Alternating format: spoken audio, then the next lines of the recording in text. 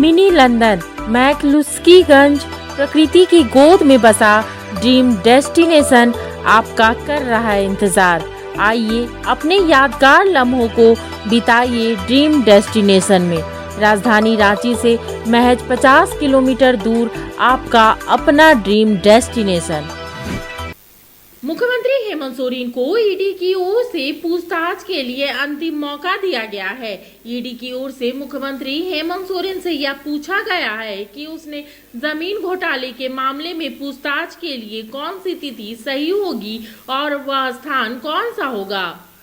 ED ने मुख्यमंत्री हेमंत सोरेन को आखिरी नोटिस जारी किया है। इस नोटिस में लिखा है कि इस बार आपको पीएमएलए की धारा 50 के तहत आखिरी मौका बयान दर्ज करने के लिए दिया जा रहा है। मुख्यमंत्री हेमंत सोरेन को 6 बार इससे पहले भी ईडी सम्मन कर चुकी है। ईडी ने मुख्यमंत्री को बयान दर्ज कराने के लिए इस बार यह सुविधा की है कि वे खुद समय, तिथि और जगह बताएं। ईडी पूछताछ के लिए उस जगह, उस तिथि और उस स्थान पर पहुंच जाएगी। इसके लिए ईडी ने हेमंत सोरेन को 2 दिनों का समय दिया है कि वे ईडी के इस संबंध में लिखित में कार्यालय को जानकारी दे। ईडी ने हेमंत सोरेन को जारी नोटिस में यह भी लिखा है कि वे जानबूझकर इस मामले की जांच से बच रहे हैं और ईडी की ओर से जारी किए गए सम्मन की लगातार अवहेलना कर रहे हैं। ईडी ने यह भी लिखा है कि अगर उनके द्वारा जारी किए गए सम्मन की जानबूझकर अवहेलना की जाती है तो ईडी के पास इस संबंध में पीएमएलए की एक्ट की धारा के तहत उचित कार्रवाई करने का भी अधिकार होगा।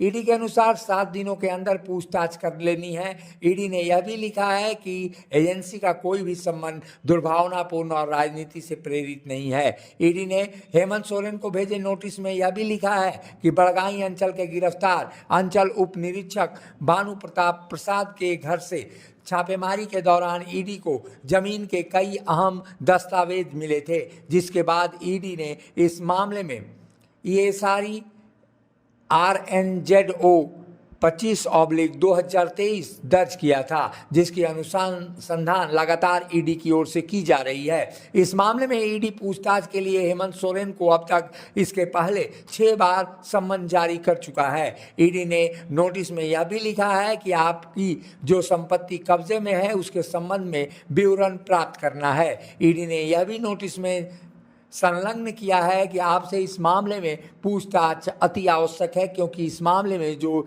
ECRI दर्ज किया गया है उसमें सरकारी दस्तावेजों में छेड़छाड़ का मामला दिखाई देता है। ईडी ने अपने जारी नोटिस में यह भी लिखा है कि 6 सम्मन जारी किया गया, लेकिन आपकी ओर से निराधार कारण बताया गया और आप ईडी कार्यालय उपस्थित नहीं हुए। इस वजह से अनुसंधान में आपकी ओर से बाधाएं डाली जा रही हैं। इसके पहले पूर्व में भेजे गए 6 सम्मन में प्रत्येक का सीएम ने जवाब नहीं दिया था।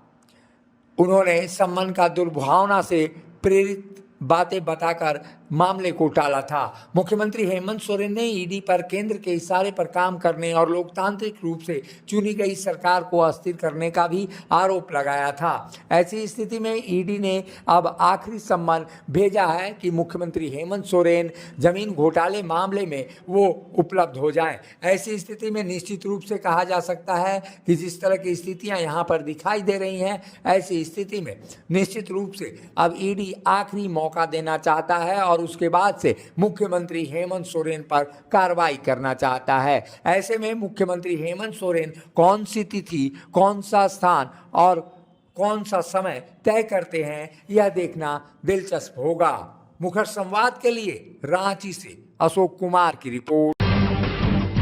जब टूटती है आस, जब थकती है सांस, जब रूठते हैं अपने, मुंह मोड़ता है जमाना, जब अंगड़ाई लेता है संकल्प, फिर बनती है कहानी, बनते हैं अनमिट निशान। देखिए मेरे साथ संघर्ष की दास्तान।